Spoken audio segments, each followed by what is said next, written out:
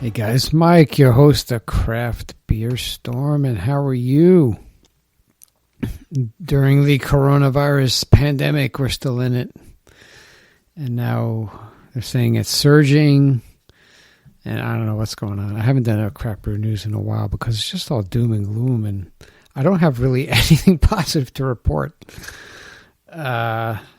now, but I'll go through the stories. You know, we'll look for the silver lining. I don't know. Craft Brew News, and this is brought to you by brewbound.com. Great source of beer news. First story: Allagash founder Rob Todd recovers from COVID-19. I didn't know he had COVID-19.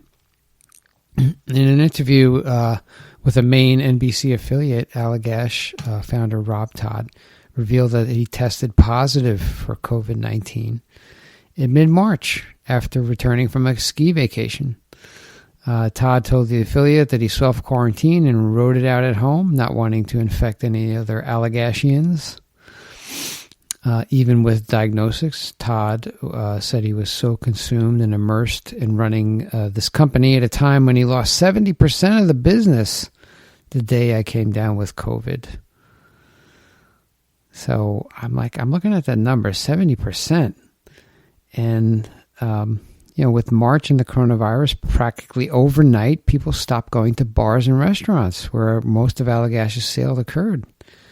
Less than a month, sales tanked by 70%. So that was their model. I would have figured they would be in stores. They were across the country. I figure at least they'd be in stores and be selling beer through there. But the majority of it, I guess, is this Allagash White that they had on tap in bars and restaurants. If they're closed, no one's going to buy it. So there you go. Since losing 70% of its business, Allagash has since refocused on building its off-premise business. The company in June shared plans to launch several years' worth of innovations in the fall, including a line of sparkling session ales made with fruit called Little Grove by Allagash, a stout called North Sky, and 6-pack bottles of flagship Allagash White. So there you go, pivoting. Allagash, solid company, but bang, COVID got the founder, and COVID put a huge dent in the company, 70%. I'm hoping that they recover from that. I haven't seen otherwise, so I guess they will. Next story: California governor orders shutdown of breweries and restaurants in 19 counties. There you go, right? Growing number of new COVID-19 cases in California. Governor Gavin Newsom, a super dude. Nobody likes this guy. He closed the beaches. The police is giving them the finger. And no, we're not opening them again. Sorry. He's not very popular. Expanded the state's temporary shutdown of bars and breweries to include a ban on indoor and outdoor dining and drinking in 19 counties, the San Francisco Chronicle reported. However, restaurants will be allowed to continue operating outdoor patio spaces, as well as breweries that operate licensed food service or partner with neighboring restaurants or food trucks. Counties included in the order include Los Angeles, Orange, Sacramento, Santa Barbara, and Ventura. It's huge. Majority of the counties account for nearly 75% of the state's population.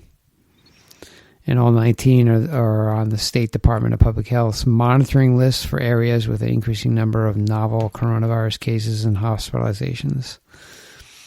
So there you go in California. Next story, DiCello, I hope I say it right. Distributors file a lawsuit against Anheuser-Busch, alleging conspiracy to force sale. And Anheuser-Busch, wholesaler in Connecticut, suing the world's largest beer manufacturer, alleging the maker of Bud Light conspired with now former employee to damage the business and force a sale of distributorship. New Haven, Connecticut-based DiCello Distributors is suing Anheuser-Busch, claiming AB engaged in an ongoing conspiracy with Sal Di Betta, a former employee who later worked as CEO of the wholesaler between 2013 and 2016, as well as other unnamed parties to determine DiCello to undermine DiCello and force President John Hall's family to sell the business to AB. According to a complaint filed in June 17 in the Connecticut Superior Court, DiCello alleges AB tried to enforce an equity agreement on the wholesaler and threatened them with consequences for non-complying, including a forced sale of distributorship. AB has not responded to the request for a comment. And DeBetta worked for AB in more than 30 years before joining DiCello in 2013 and departing in 2016, according to his LinkedIn profile. So I don't know. Sounds funny. So I don't know what's happening. So I guess he worked for AB. Maybe it was a plant by AB to convince the company to sell to AB. I don't know. But there's a lawsuit out there, so we'll see what happens. Another final story, Anheuser-Busch again, to pay a record $5 million offer in compromise for trade practice violations tied to sports and entertainment sponsorships. So Anheuser-Busch InBev has agreed to pay a record $5 million offer in compromise for alleged trade practice violations related to sports and entertainment sponsorships. The Alcohol and Tobacco Tax and Trade Bureau, or the TTB, announced today. Additionally, AB's importer and wholesaler permits were suspended for 2 days in Littleton, Colorado, and 4 days in Denver. Wow. A whole 2 days and a whole 4 days? Wow. Unbelievable. The $5 million fine is the largest offer in compromise collected to date by the TTB. Thomas Hogue, a spokesman for the federal agency, confirmed Brewbound AB offer tops a $2.5 million fine collected last year from Heineken USA for alleged trade practice violations. According to the TTB, the alleged violations included entering into sponsorship agreements with various entities in the sports and entertainment industries, requiring concessionaires and other retailers to purchase AB's malt beverages and prohibiting them from purchasing specific competitor brands. I'm shocked. Inducing sports industry concessionaires to purchase AB malt beverages by furnishing fixtures, equipment, and services. Reimbursing through credit card swipes retailers the cost of installing malt beverage draft dispensing systems, thereby inducing them to purchase AB's malt beverages. Requiring retailers to purchase AB malt beverages in return for such retailers' use of equipment. AB furnishes them free of charge and below market value. Now this, they paid $5 million to this pocket change for these guys, but these, I can't. This is what's happening all over the place with these guys and larger breweries. Heineken as well. Just pay to play. Get slapped in the wrist.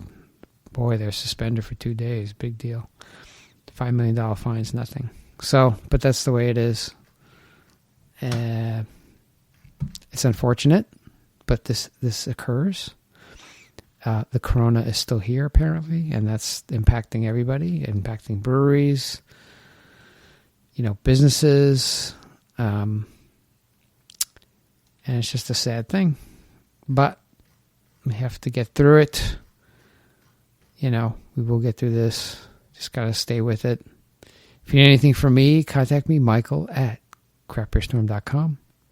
If you know somebody who'd like to be on the podcast, we'll get them on. I just interviewed the executive director of the Georgia Craft Brewers Guild, and it was interesting talking about what's happening in Georgia these days.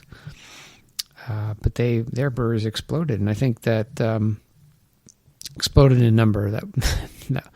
So I think there's a lot of upside potential there, and we're still around. Breweries are still around and looking to figure out ways around this. Whole pandemic, and just stay in business. If you have a local breweries, please go support them. They have curbside service, most of them. They're brewing their beer. They need to sell it. So go there and pick some up. Bring it home. It's good stuff. Support them. They need your help now more than ever, pretty much. Especially Allagash. That's like shocking. 70% of its business. Wow. man, you never know. I guess you get comfortable, like, hey, look, we're doing great in this area. We're just going to keep going. And then this COVID thing comes out of the blue and slam 70% of your business. Most businesses couldn't survive that. I don't know. I mean, the Allagash is still around, apparently. Hopefully they'll make it through. Okay, that's what I got for you guys today. Have a great weekend.